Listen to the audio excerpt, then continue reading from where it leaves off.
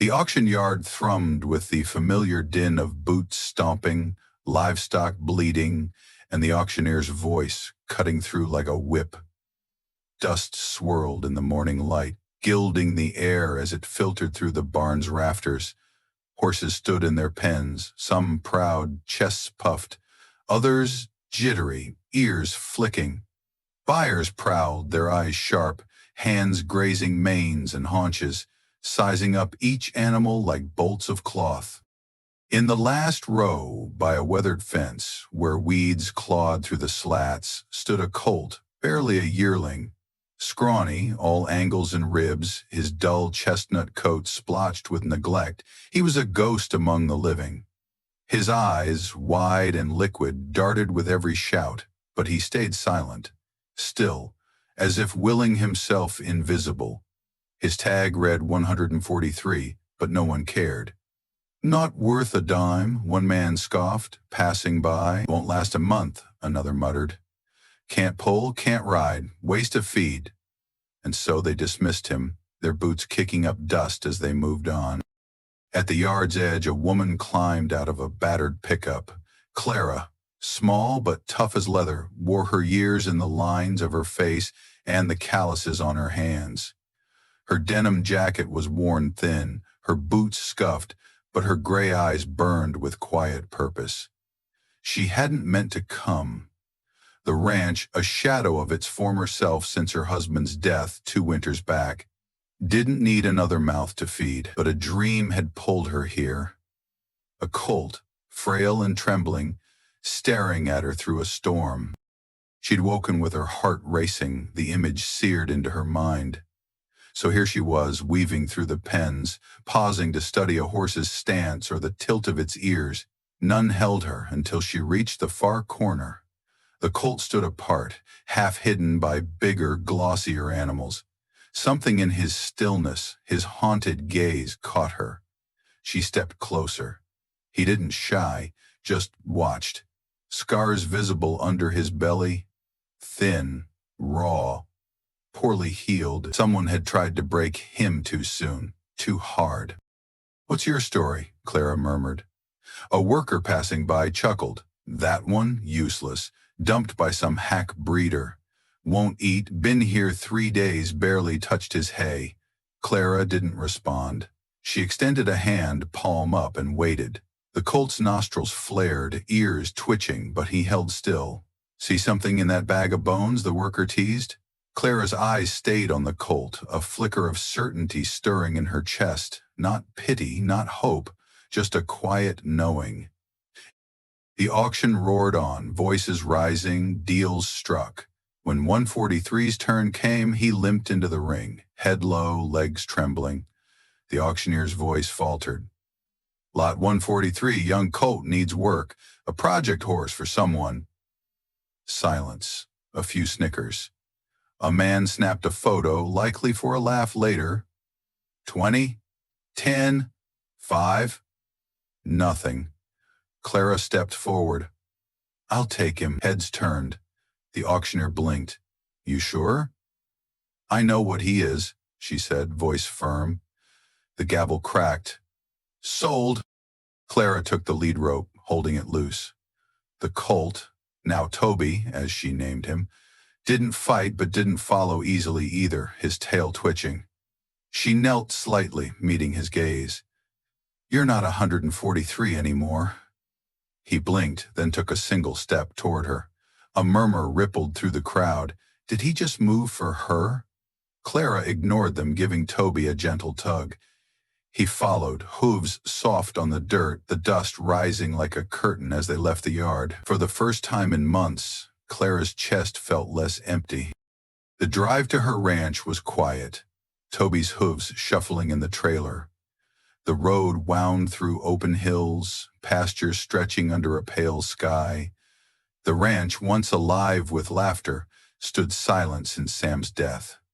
Clara parked by the paddock, opened the trailer and waited. Toby stepped down, cautious but calm, his hooves testing the ground. She led him to a small, round pen. Safe, no sharp edges.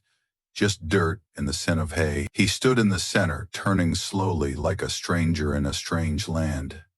"You can breathe now," Clara said, setting a bucket of water inside. He waited until she left, then drank deeply, as if rediscovering thirst. Days passed in steady rhythm. Clara rose at dawn, fed the other horses, mended fences, and watched Toby. She spoke to him softly. "You're safe. You'll learn."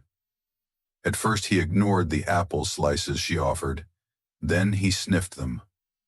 One day he took one from the dirt, chewing slowly. When he finally ate from her hand, Clara's breath caught. But a wall remained in him, high, thick, built from pain. He didn't fight, didn't trust. Clara knew trust was the key. One evening, after mending a gate, she sat by the pen, the air soft with the scent of grass and rain. "You remind me of someone," she said. Toby's ears twitched. "My husband, Sam, quiet, guarded, thought the world owed him nothing. Took me years to get him to dance, but when he loved hard." She nodded toward the west pasture. "He died out there, fixing a trough. Happy, I think, with his boots on." Her voice wavered. "I know what it's like to live with too much quiet." That night, Toby didn't pace. He lay down, head resting lightly on the ground. Clara watched from her window, tears falling unbidden. The next morning, Toby walked to the gate before she called. "Look at you," she whispered, stepping inside with the halter. He sniffed it, hesitated, then dipped his head. She clipped it on. No triumph, just a quiet smile. "Tomorrow we'll try the lead." Thunder rumbled in the distance. Clara glanced at the clouds, then back at Toby, his head higher now. "Storms are nothing," she said. "We've both seen worse." Toby took a step toward her, unprompted. One step, but it was enough. Weeks later, Clara stood by the pen, halter in hand, hope in her heart. Morning light bathed Toby's coat, no longer dull. He wasn't the scared colt she'd brought home. Fear lingered in his eyes when gravel crunched too loud. But he stood taller, calmer. She slipped the halter on, and he followed her lead, hooves steady. The ranch felt different now, the quiet less heavy. Clara looked at Toby, then the open fields. "We're ready," she said, and for the first time, Toby nickered softly, as if he agreed. Second chance, hoofs. The lead line hung loose in Clara's grip as she guided Toby forward. He moved beside her, steps tentative but graceful, ears pricked, muscles taut like a bowstring yet to snap. They traced small circles in the paddock. Clara didn't pull or prod, she led with patience. When Toby hesitated, she paused.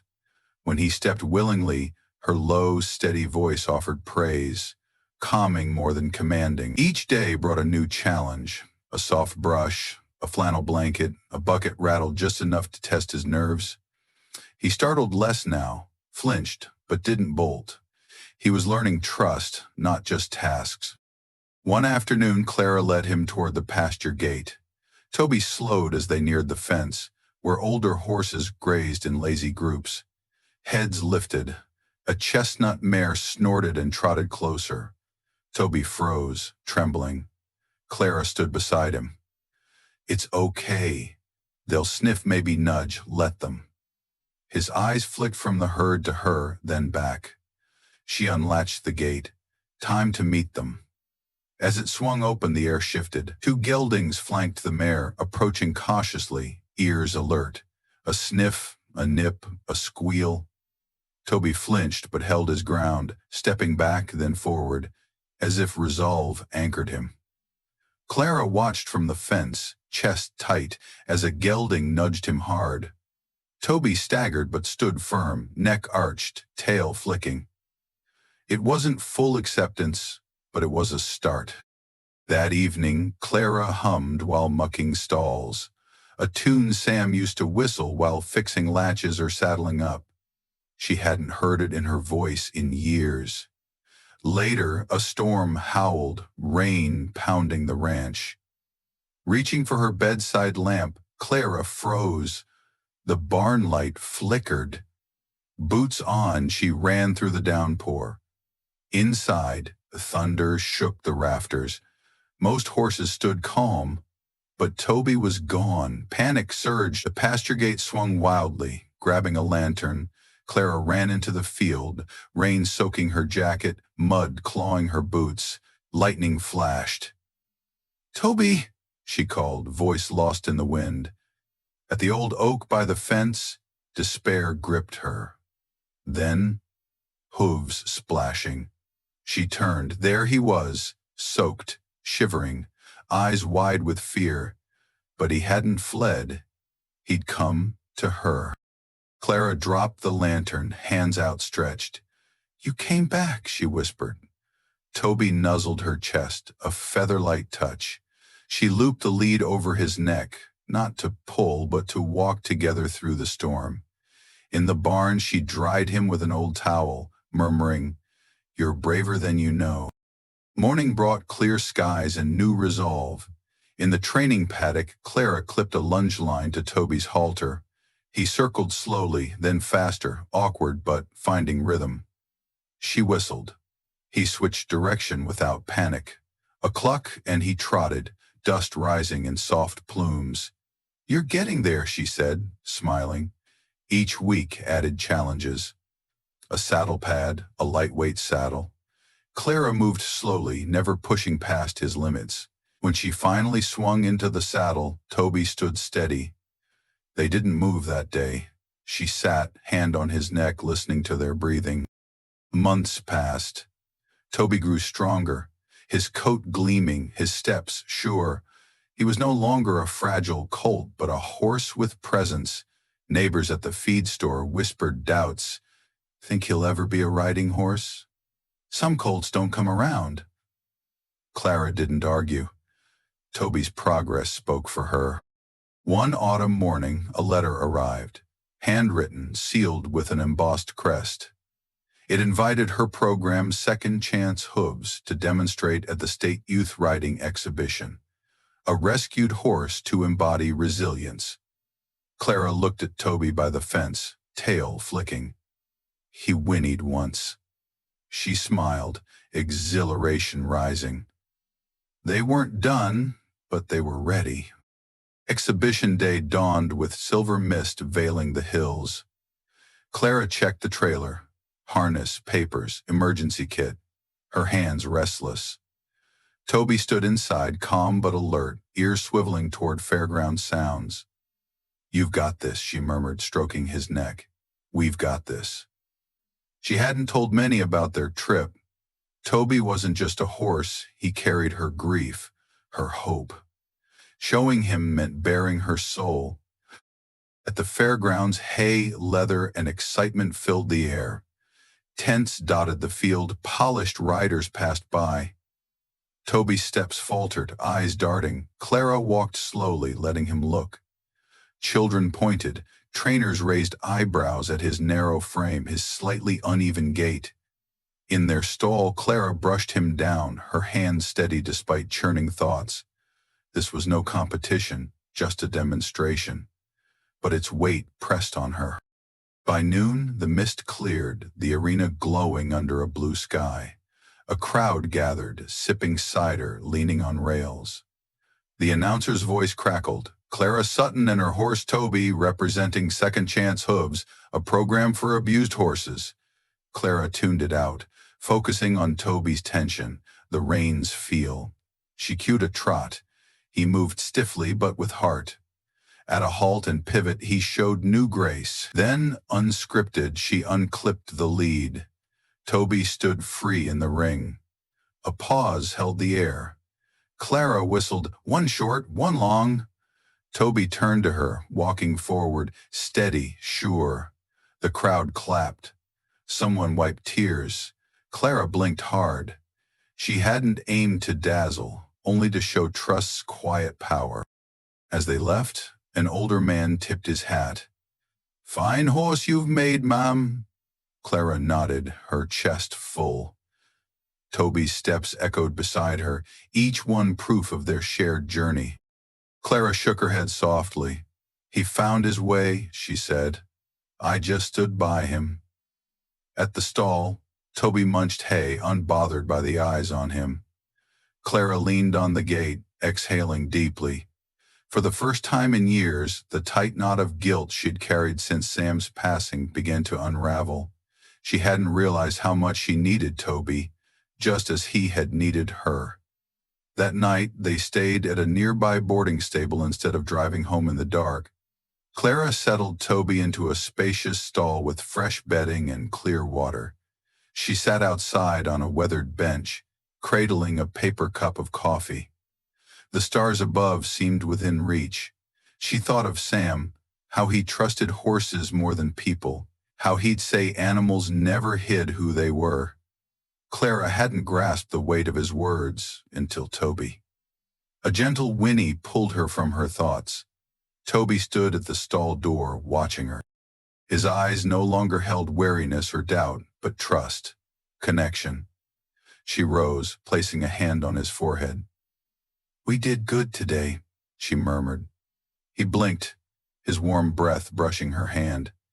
As she left the barn, something had shifted, not in Toby, but in her.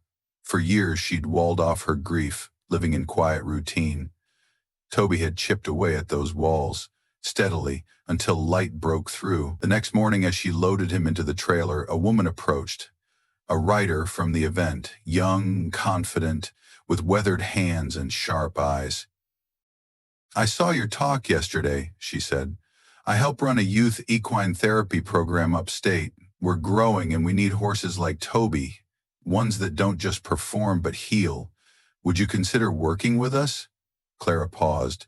The offer was sudden but felt right. Her eyes flicked to Toby, calm in the trailer, waiting. "I might," she replied, her voice firm. "Let's talk." They swapped contact details. As Clara drove down the gravel road from the fairgrounds, a quiet certainty settled in her. Not a closing, but a beginning. Toby shifted in the trailer, his hoof tapping softly against the floor. Clara smiled, her gaze on the road ahead. They were heading home, but not to the past. They were moving toward possibility.